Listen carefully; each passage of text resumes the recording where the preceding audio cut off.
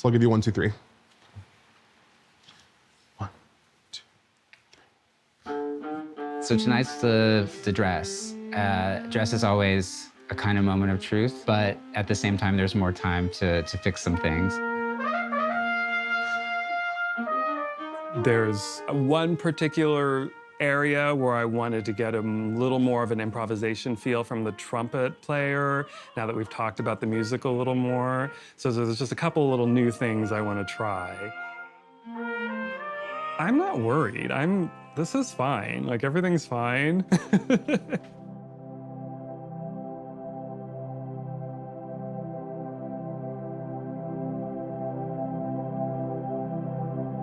Well, Moon Mine is a 4-person operatic work, 2 singers, 2 musicians, a composition by me and Malik Gaines. I wrote the libretto, Malik wrote the music. And it's a meditation on some of the plans that people have for the moon, including potential mining ventures and space tourism. I wanted to just, at the end of that, give the trumpet a little time to improv in that mood. Right. Let's add like 12 measures of wistful moon gazing sound before you get down to this airy, swirly sound. Okay. Okay. Wistful. I'll write that in. I just wanted to get a little more life from that section by using the trumpet more freely. I was raised by a conceptual artist, so I like a system, or I can relate to a system. I always break them. But in this case, it's a 4-sided space, and we have this square. So it made perfect sense to use 4 musicians, 2 voices to be the 2 different people who are traveling to the moon, and then 2 other instruments that themselves are quite a lot like voices to me, a trumpet and a viola. Is it just me when I switch to the kind of the air noises, then that signifies that we're going on? Yeah, or maybe, yeah, you guys kind of work together to find that point. Yeah, how about you do some air for like 10 seconds and then I'll cue the downbeat. Okay.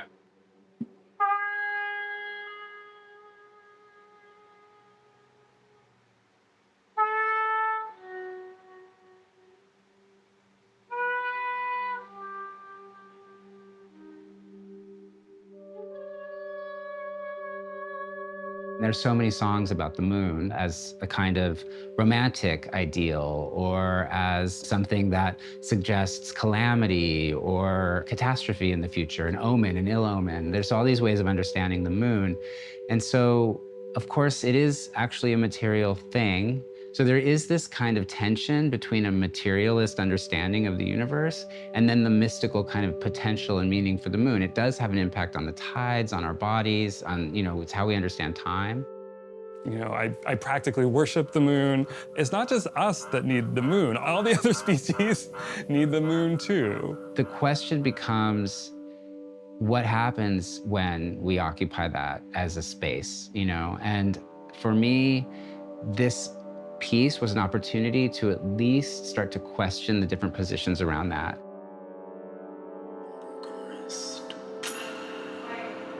I see your mouth saying words to me.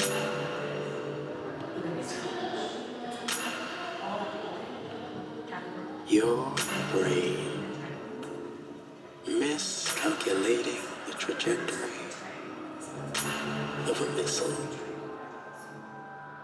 The Getty PST initiative is absolutely extraordinary in many ways. Open Sky is a group exhibition that features artists and collectives that are asking us as viewers to reconsider our relationship to the cosmos. Your heart confused between poetry and politics. Your fragile interface. I love everything about you. So we were thinking a lot about this transitional moment where you become very aware of the Earth's relationship to the sun and the sun's relationship to the moon. The Terrell Sky Space is something that sparked the idea for the exhibition Open Sky. Alejandro Segade and Malik Gaines have been commissioned to create a new performance that is site-specific. Because we're using the James Turrell Sky Space at Pomona College's Benton Museum, it has this feeling of observation, this really sort of experience the phenomenon of the sky in the evening. Working with the Terrell space, which really brings you into a kind of optical experience around the change of the day, that we could provide a kind of auditory supplement to that. Lift off in Kenya, a hobo, a sensor. So we wanted to think about what are the possibilities, pitfalls, ups and downs of potential moon travel. We dug into the current kind of science around moon colonization, development of resources on the moon. So helium-3 is like a trace element that we have very little of here on Earth. I think it's in very small parts even on the moon. But if they were able to sift enough of it, to mine it, as it were, they could use it for cold fusion and clean energy on Earth for somewhere between 1,000 and 10,000 years. That's the estimate, yeah. We worked with sort of near future plans that we saw out there being talked about amongst scientists and billionaires and policy people who all have different ideas of how to use space. We follow two characters who are singing in counterpoint. One of them is a tourist who saved up all her life to go to the moon and enjoy the resort that's there at the Sea of Tranquility. I was really actually looking at some of the plans people have for this kind of venture. And then the other is a miner who is clocking in for a day of overseeing robots and AI as they sift the regolith on the moon looking for helium-3. Sodium 0.4. Trace element. Well, how to write a libretto. So they tell you not to use too many words, but I use a lot of words. And what I do is listen to the voices of the characters as I imagine them and let them say whatever they want. 100. Carbon. 200. And then thinking about and listening to the voice maybe inside my own head who is sort of weary of humanity's sort of incessant use of resources and nonetheless is sort of caught in it. She looks so big, but feels so small. The thing you never know until there's an audience there is, do the words, the music, and the performance add up to these kind of emotional beats that you're imagining kind of pace the work? And so we'll find out. We knew we wanted a small group. We wanted it to really be something that would be situated in this square space. And in this case, we actually chose an alto and a baritone. So the lower voices, thinking a little bit about nighttime and sort of darker sounds.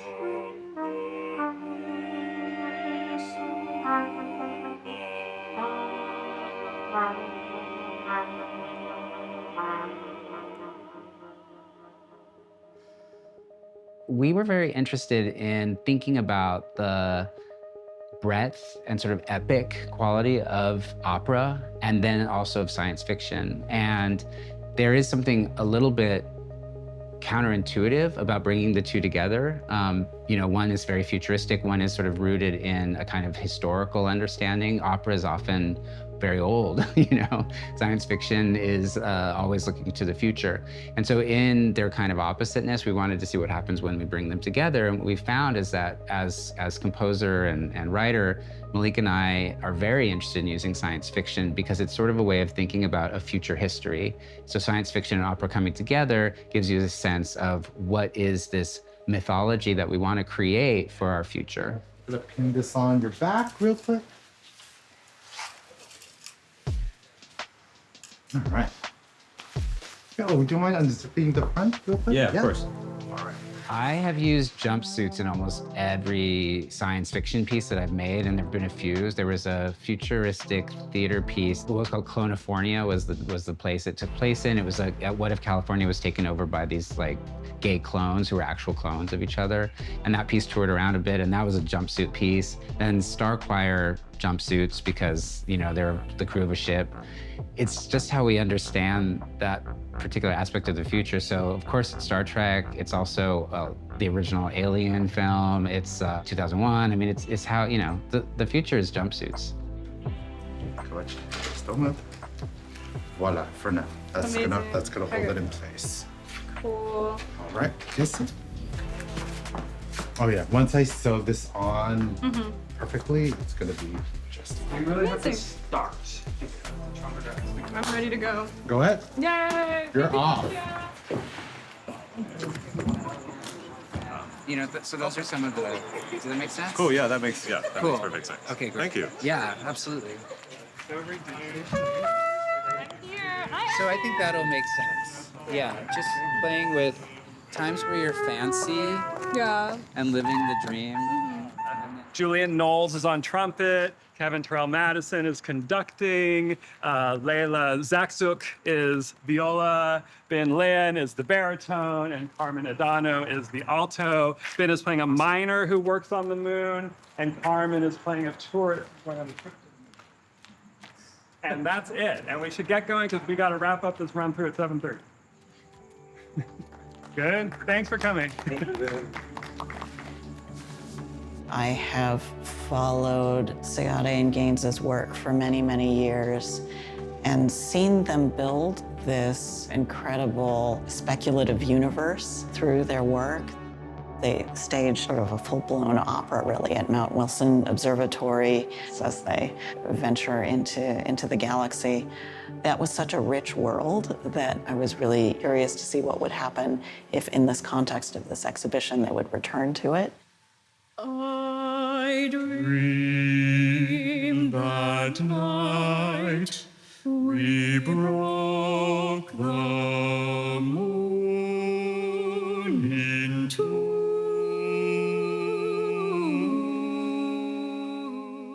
I wrote a sonnet, but half of a sonnet, because it's about the moon splitting in two. So it's called Broken Moon.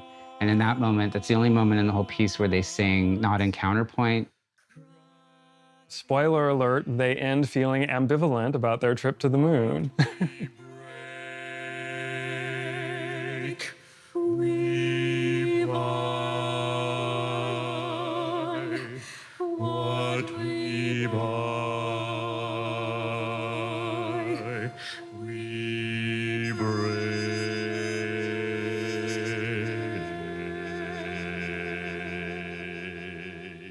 A lot of the literature about why we would go to the moon does have to do with the sense that resources here on Earth are going to be used up. And that's a lot of the language around traveling to Mars and other ideas around colonization.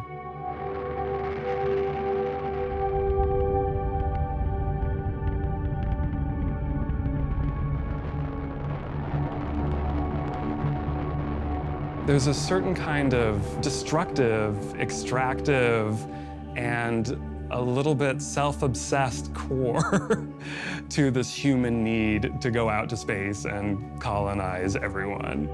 It's hard not to picture repeating the same mistakes or even thinking about ways to make those mistakes sound good. If you ask me, should we destroy the moon so that humans can live another 1,000 years, I would probably say no. So part of what I want to do is think about, if we are going to do that, how could we do it in a way that doesn't necessarily repeat the exact problems we have here?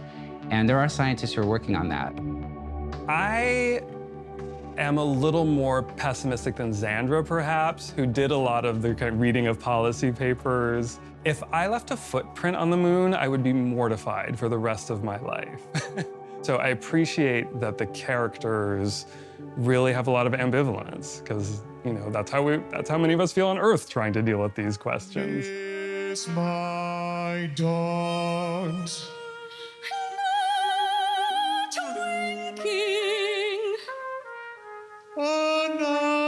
day. Not blinking. A day last summer. Stars